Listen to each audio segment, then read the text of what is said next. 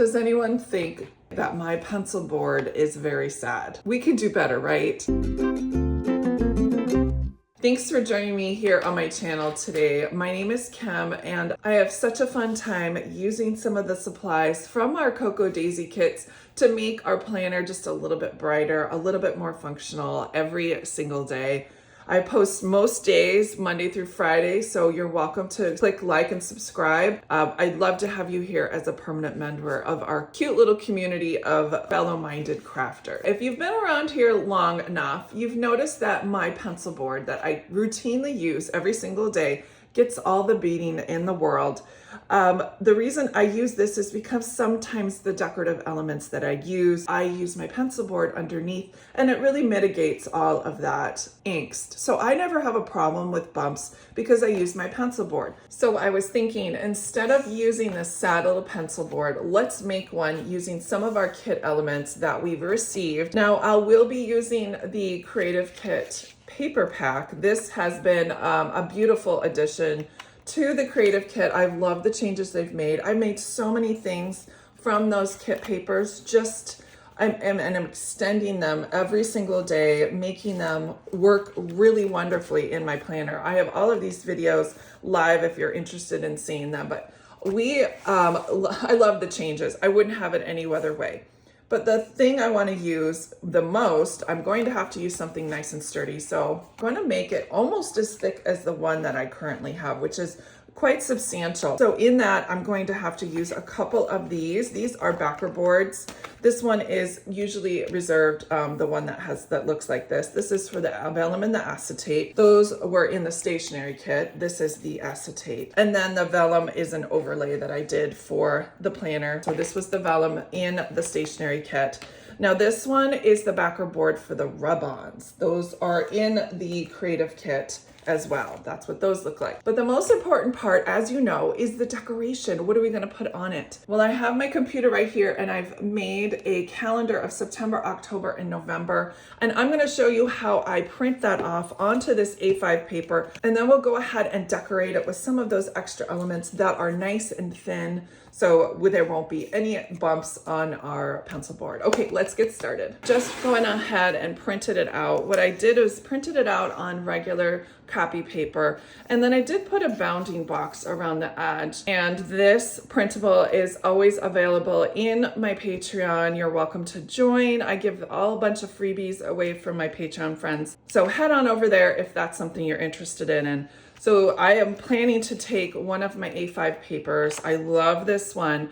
And I use removable adhesive. I've done this a lot of times before, including for my tabs. You can see they're in my September. I have tabs that are all printed on. I use this quite constantly. So I'm gonna go ahead and put the removable adhesive on this page, right around the edge. And then I'm gonna stick the paper of my choice on top of it, and then it'll pull off nice and easy. Now, before you print, don't forget to remove this bounding box. This is just for reference on where to put your A5 piece of Creative Kit paper on the sheet. Doesn't this look great? And it peels off so easily. Oh, I love it. It did wrinkle when it went through the document feeder, but we can iron that out when we put it on top of the backer boards. Now, because I really want this to be sturdy, I'm going to take my backer boards and I'm going to use some spray adhesive to put them together. I think if I use just regular adhesive and or like liquid glue, they would fall apart at some point. I really want this to be nice and sturdy for the next 3 months. So this one, this one, this one, and then another decorative paper on the back side. Then we could trim and then decorate. I've just finished up trimming this.